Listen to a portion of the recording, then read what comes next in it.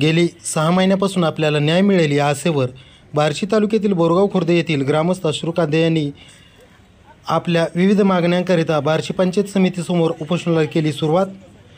यावेळी गटविकास अधिकारी यांनी आपण सर्व या गोष्टीवर तोडगा काढू म्हणून फोन करून पंचायत समितीमध्ये बोलावण्यात आले, परंतु उपोषणकर्ते अश्रू कांदे यांनी ऑफिसमध्ये जाण्यास नकार दिला।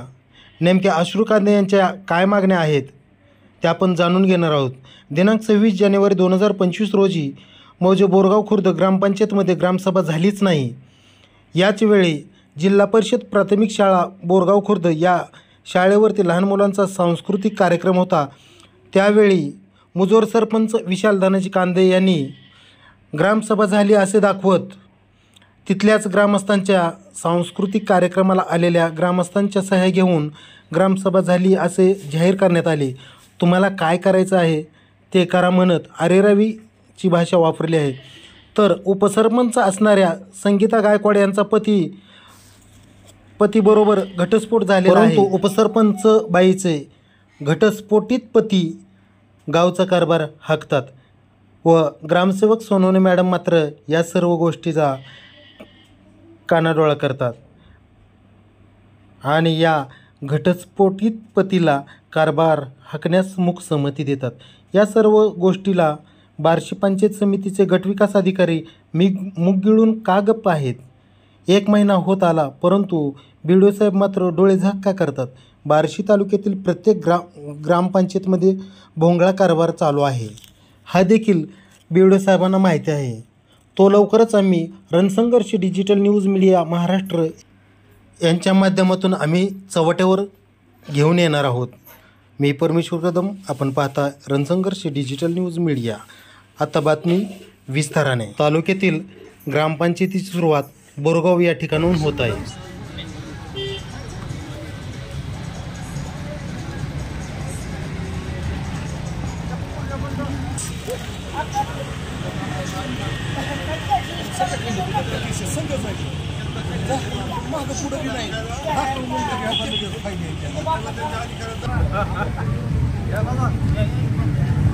नमस्कार सरपंच,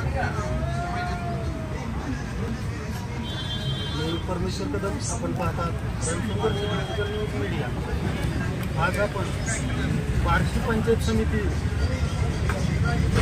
या ऑफिससमोर अश्रू चंदू कांदे हे आमरण उपोषणाला बसलेले आहेत। यांच्या नेमक्या कोणत्या समस्या आहेत या समस्या आपण जाणून घेणार तर आहोतच, परंतु या गेंड्याच्या कातडीचं जे प्रशासन अर्थात BDO साहेब बसलेले आहे, त्यांनी यांच्या आजपर्यंत ज्या काही मागण्या आहेत त्या आजतागायत मान्य केलेल्या नाहीत। यासाठी आपण डायरेक्टेड उपोषणकर्ते अश्रू चंदू कांदे यांच्याशी थोडीशी बातचीत करणार आहोत।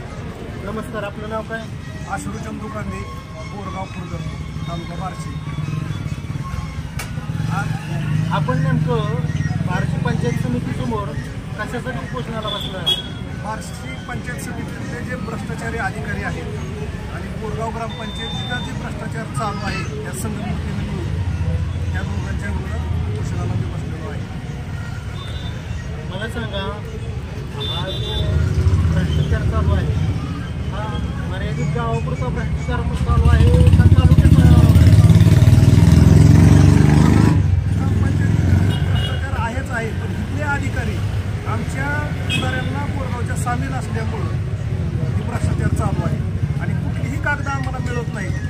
साधा उतारा जरी मागितला एखाद्याच्या अतिक्रमणाचा, कारण का त्याला लाख लाख रुपये पगार येते, 4-4 शिक्षक आहेत, त्यांनी गावात अतिक्रमण केलेलं आहे, त्यांचं उतारे मी मागितले तर उतार्यासाठी सगळ्या आम्हाला खंडपीठात म्हणजे पंचायत समितीनं ग्रामपंचायतीनं पाठवलेलं आहे।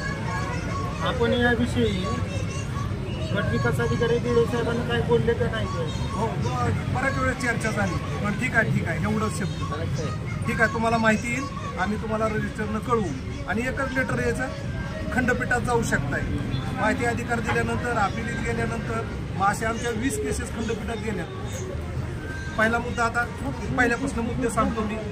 26 जानेवारीचा मुद्दा आहे की ग्रामसभाच झाली नाही।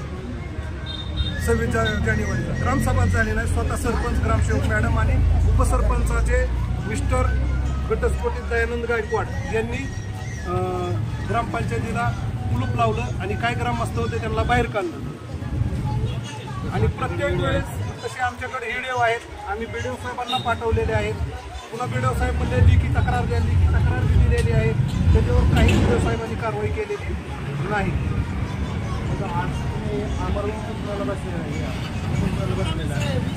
याबद्दल BDO साहेबांचा काय तुम्हाला संपर्क वगैरे झाला का? हो, फोनवरती संपर्क झालेला आहे, पण ते म्हणतात आतमध्ये या. आता मला इथून उपोषण सोडून जाता येत नाही आतमध्ये BDO साहेबांकडे. आता ते जवळजवळ 1 वर्ष झालं आमच्या सगळ्या कागदपत्रे तयार झाल्यात. 20 केसेस आमच्या खंडपीठात गेल्यात. गायकवाड आहेत, मी आहेत, जाधवर आहेत, त्यांच्या गायरानाची खंडपीठात केस गेलेली आहे. शाळा दुरुस्तीची गेलेली आहे, शाळा दुरुस्तीची गेलेली आहे. डुप्लिकेट काम झालेलं आहे त्याचं. मी BDO साहेबांना शिक्षण अधिकारी तिथं ताब्यात घेऊ नका, शाळा पत्रे कसे लावलेले आहेत बघा, ती प्रत्यक्ष शिक्षण अधिकाऱ्याला सगळं दाखवलेलं आहे. एकदा वेळोवेळी यांच्यावर अर्ज केलेले आहेत. दुसरा मुद्दा, दलित समाज मंदिर आहे 319 गटात, तिथं अस्तित्वातच नाही, पण उतार्यावर नोंद आहे, सगळं नोंद आहे. 7 लाख तिथून आम्हाला तिथं दाखविलं मी बांधकाम विभागात, त्याचं बजेट 7 लाख उचलून नेलंय, पण त्याची कागद कुणी नेलं हे दाखविलेलं नाही, म्हणून ती केस खंडपीठात गेलेली आहे. RCT पुन्हा ग्रामपंचायत असेसमेंटचे उतारे ह्याच्यात हेराफेरी सारखी केली जाते. कारण ह्याच उतार्याचा मालक दुसरा आहे, त्याच गट नंबरचा मालक तिसराच आहे. एकाच्या नावावर 4 ठिकाणी ह्याचं वाकडा आहे त्याच्याच नावावर त्याच्या जवळच्या नावावर उतारे करायचे, असे डुप्लिकेट उतारे.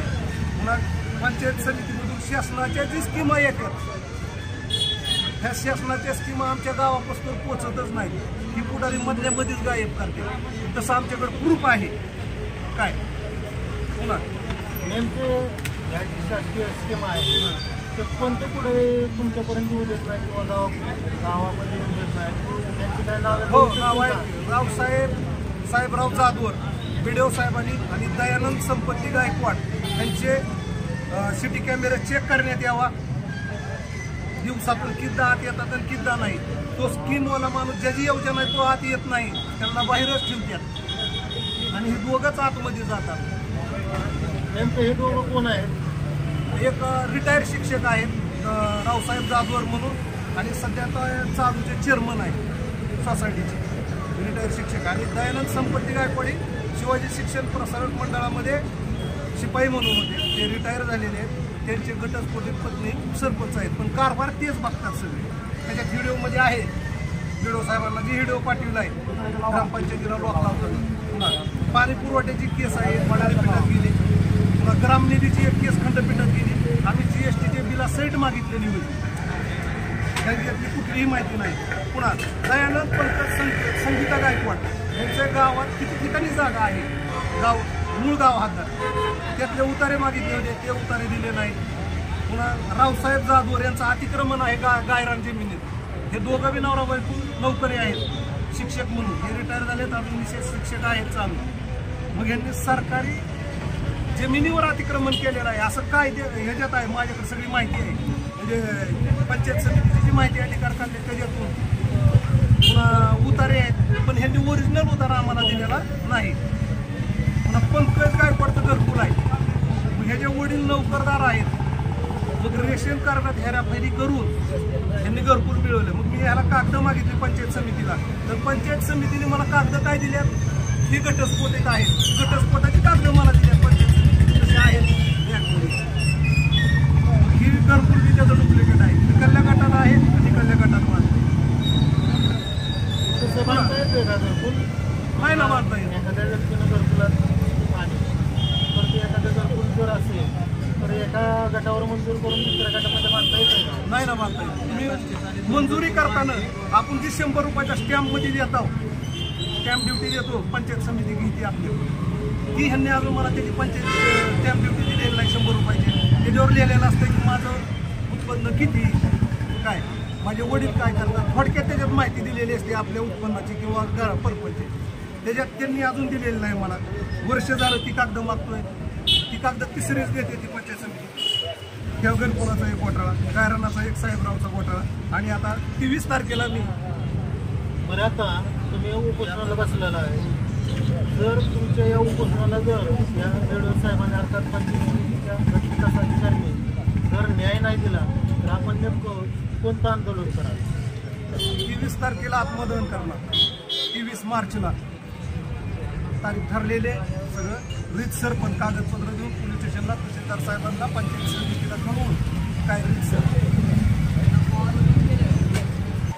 तर कामकाजात सुधारणा व्हावा आणि बोरगावच्या ग्रामपंचायतीतला भ्रष्टाचार दूर करण्यात यावा.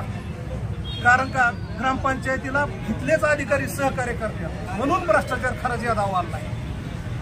बरं, यासाठी आपण आणखी कोणत्या अधिकाऱ्यांना बाद मागितलेली आहे का आपल्या अडचणीसाठी? हो, पंचायत समितीत साळुंके साहेबाला भेटलाव, दराडे साहेबला भेटलाव, ह्याच्या पुन्हा बांधकाम विभागात चव्हाण साहेबाला बऱ्याच वेळेस भेटलाव. त्यांना कशी लेटर दिलेली आहेत आम्ही, त्यांनी सध्या काही कारवाई केलेली नाही. चव्हाण साहेबांनी सध्या ती सध्या कागद आहेत. पुन्हा वाघमारे साहेब इथले विस्तार अधिकारी वारंवार त्यांच्या पुढे आमच्या सुनावण्या होत होत्या. हो, पोस्टाला येतोय तुम्हाला